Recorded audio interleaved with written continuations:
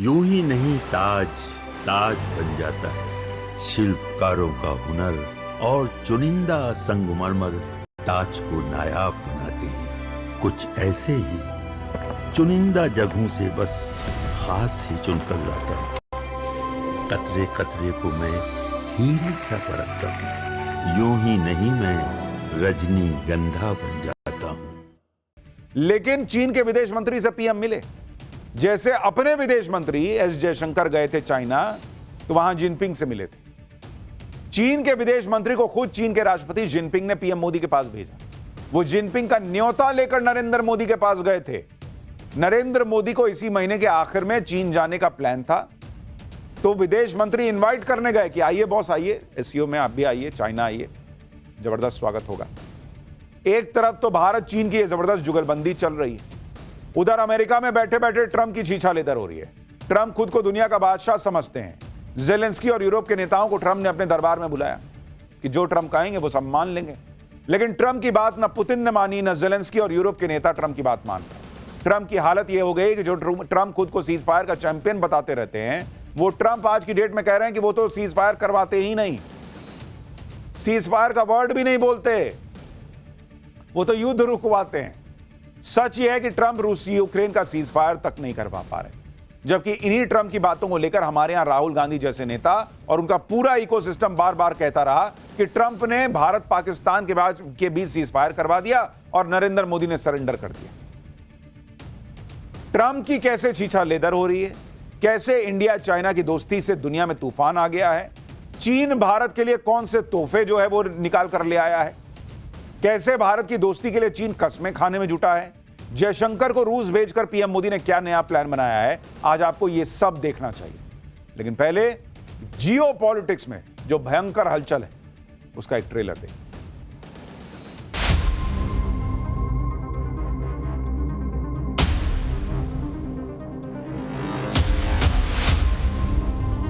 मोदी दीवार बन के खड़ा है। We must be guided by the three mutuals: mutual respect, mutual sensitivity, and mutual interest. The China-India relationship serves the fundamental and long-term interests of both of our countries.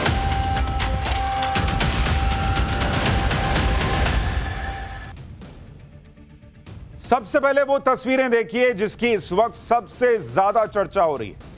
चीन के विदेश मंत्री वांग यी कुछ देर पहले ही प्रधानमंत्री नरेंद्र मोदी से मिले हैं।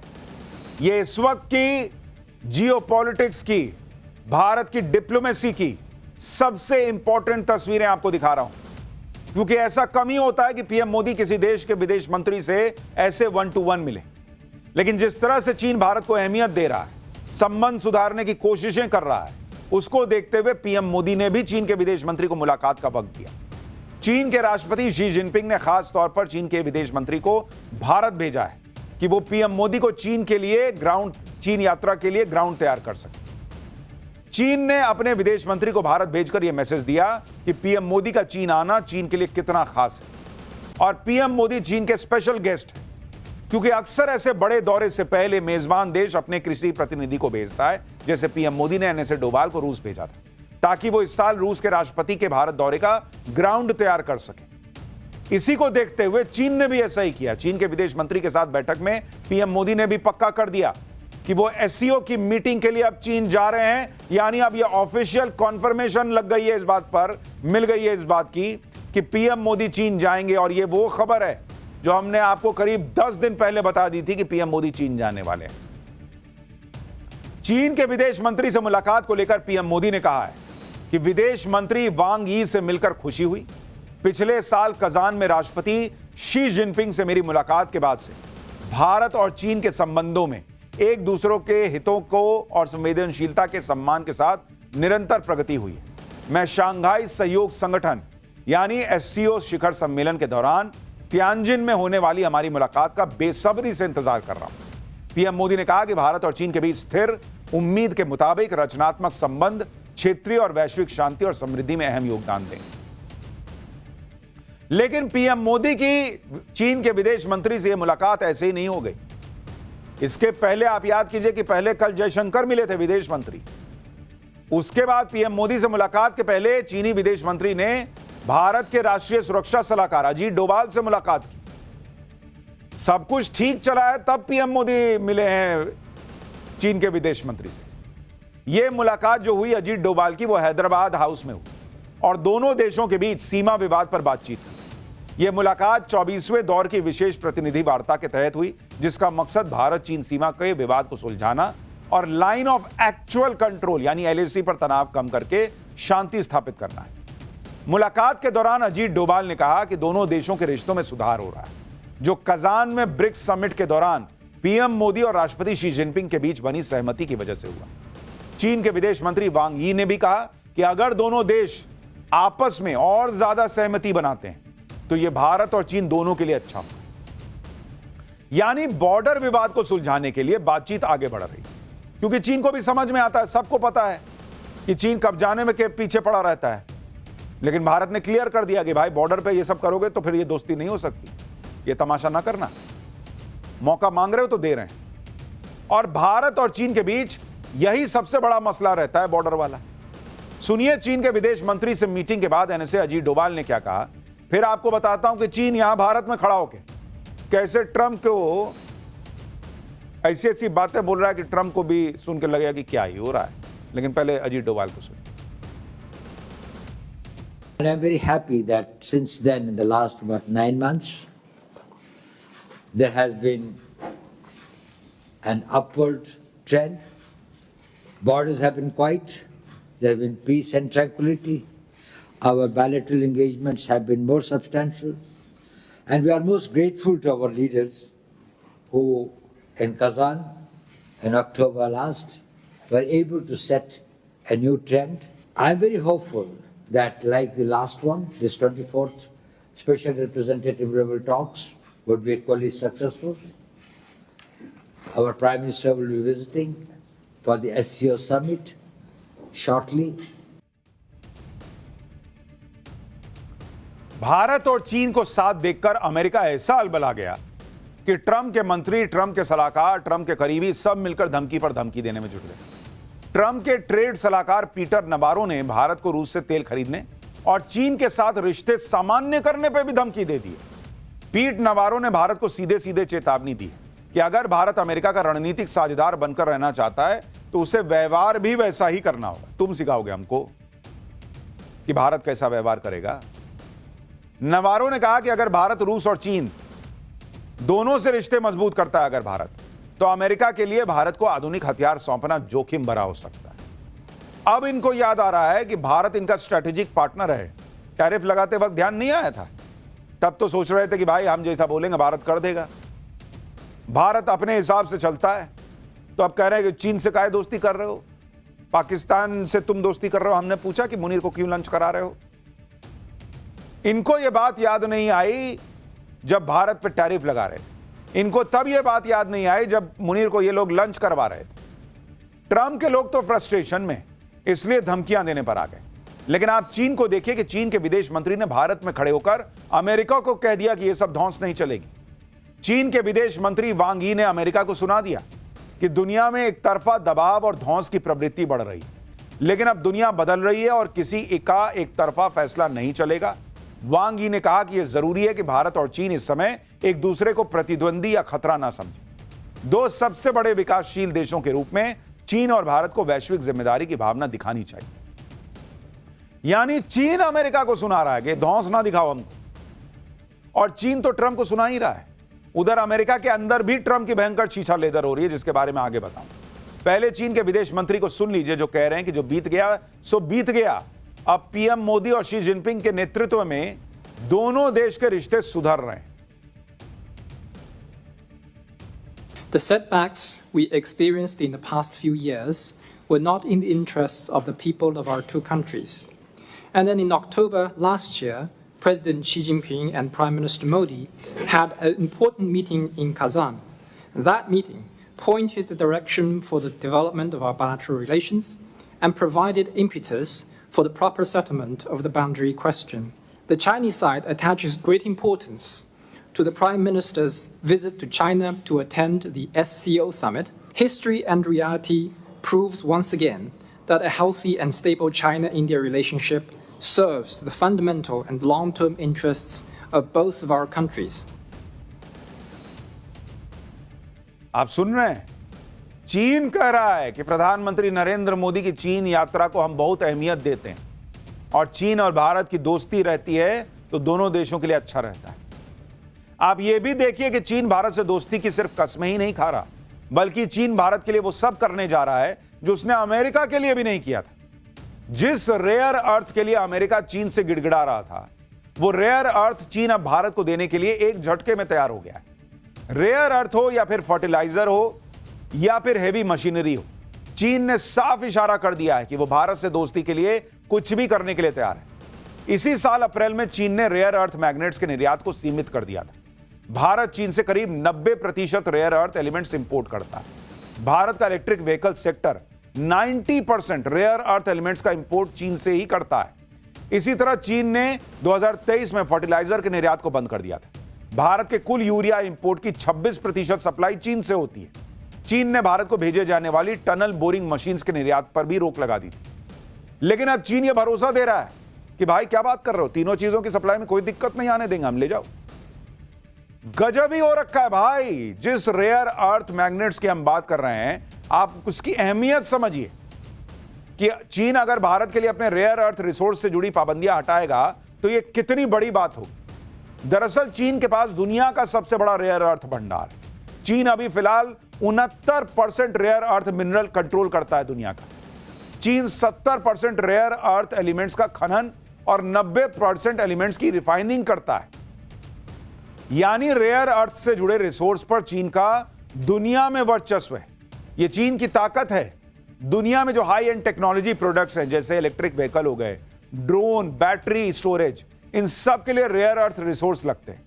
इसलिए रेयर अर्थ रिसोर्स आज की तारीख में किसी सोने के भंडार से कम नहीं है और ये हर जगह मिलते नहीं, इसलिए उन्हें रेयर अर्थ कहा जाता है।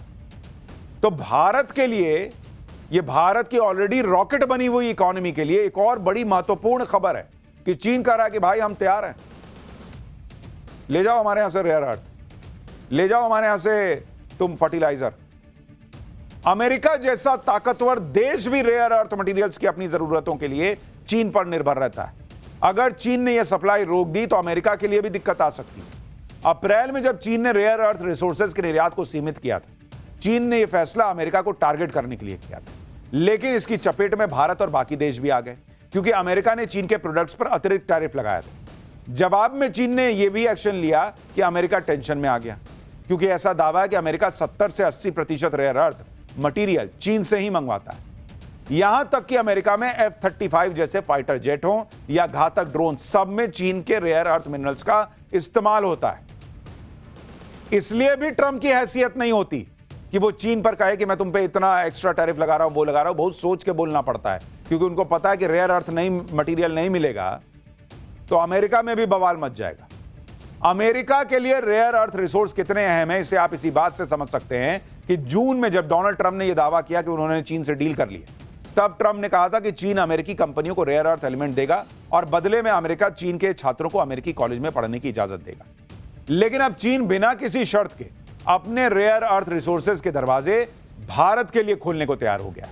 जाहिर है चीन के इस ऐलान से ट्रंप को बहुत बड़ा झटका लगेगा, क्योंकि ट्रंप सोच रहे थे कि हम डेड इकोनॉमी बोल देंगे, टैरिफ लगा देंगे, भारत की इकोनॉमी गिर जाएगी। बड़ी बड़ी एजेंसियां कह रही कि कोई फर्क नहीं पड़ रहा भारत को, और जो थोड़ा बहुत फर्क पड़ेगा, नरेंद्र मोदी ने जीएसटी में रिफॉर्म से ही उससे कहीं ज्यादा का मामला सेट कर दिया है।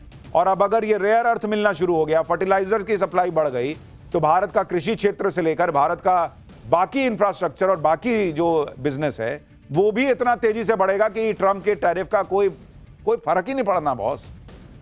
और दोस्ती के लिए एक कदम आगे बढ़ाते हुए अगर चीन भारत को रेयर अर्थ मैग्नेट्स की सप्लाई करेगा, वो एक तरफ भारत से दोस्ती निभाएगा और ट्रंप से दुश्मनी, क्योंकि अमेरिकी राष्ट्रपति ट्रंप ने भारत पर टैरिफ लगाया हुआ है। ट्रंप को लग रहा है कि इससे भारत की अर्थव्यवस्था पर असर पड़ेगा। दूसरी तरफ चीन अगर रेयर अर्थ एलिमेंट्स को लाकर भारत की मदद करेगा, देकर भारत की मदद करेगा, तो भारत की अर्थव्यवस्था को और ज्यादा रफ्तार मिलेगी। आज ही संसद में वाणिज्य और उद्योग राज्य मंत्री जितिन प्रसाद ने माना कि रेयर अर्थ मैग्नेट्स पर चीन की पाबंदियों की वजह से भारत को नुकसान हो रहा है। भारत की घरेलू इंडस्ट्री प्रभावित हो रही है, सप्लाई चेन रुकी हुई है। इलेक्ट्रिक व्हीकल मैन्युफैक्चरर्स को दिक्कतें आ रही हैं। मंत्री जितिन प्रसाद ने यह भी बताया कि रेयर अर्थ एलिमेंट्स की सप्लाई के लिए भारत दूसरे देशों से बात भी कर रहा है।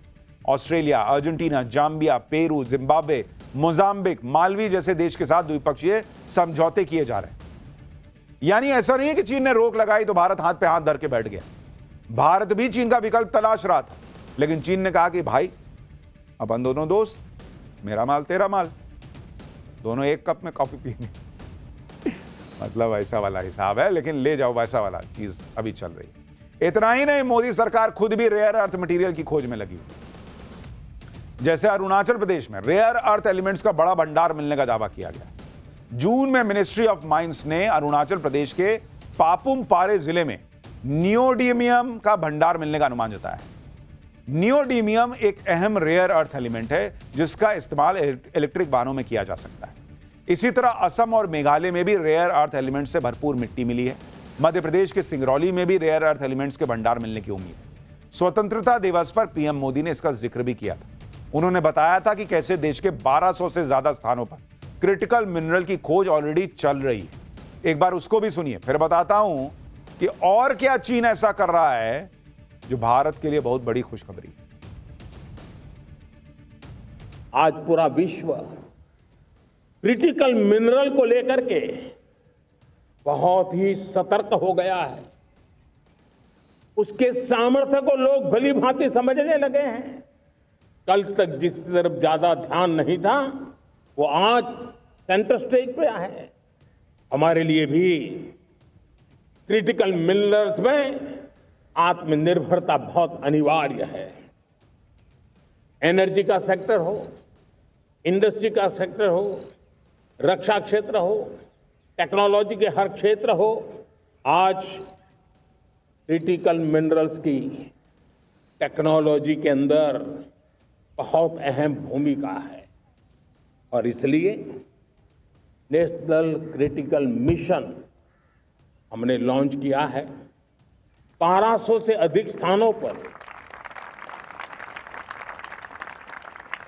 खोज का अभियान चल रहा है और हम क्रिटिकल मिनरल में भी आत्मनिर्भर बनने की दिशा में आगे बढ़ रहे हैं।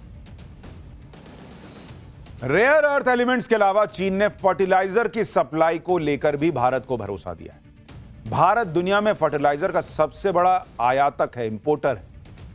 साल 2023 तक चीन बड़ी मात्रा में भारत को फर्टिलाइजर सप्लाई करता था, लेकिन फिर चीन ने भारत समेत कई देशों को फर्टिलाइजर देने पर रोक लगा दी। इसी साल जून में चीन ने यह रोक हटाई, लेकिन भारत पर यह फर्टिलाइजर यानी खाद देने पर रोक को जारी रखा। अब चीन भरोसा दे रहा है कि फर्टिलाइजर भी देंगे। भाई, चीन भरोसा तो दे रहा है, लेकिन पीएम मोदी ये बात जानते हैं कि चीन के भरोसे बैठा भी नहीं जा सकता।